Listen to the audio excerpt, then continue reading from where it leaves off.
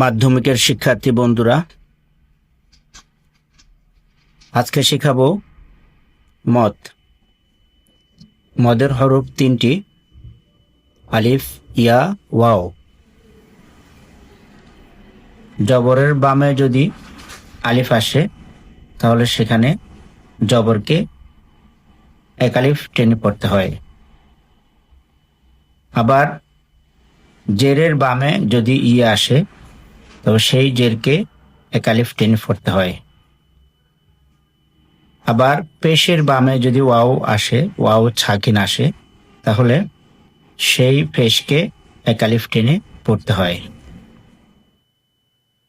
যেমন পেশের উদাহরণ এই যে গুরু বিহা, গুরু বিহা, এখানে পেশের রার উপর পেশ, পেশের বামে এসছে ওয়াও ছাকিন।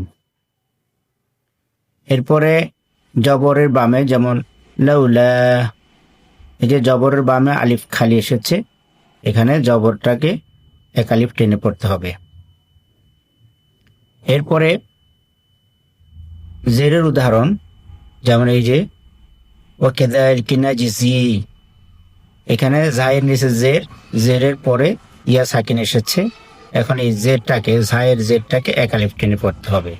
তো এই যে মদ তিনটি কথা বললাম, এই তিনটি মদ হচ্ছে মদ্দের তাবেঈ।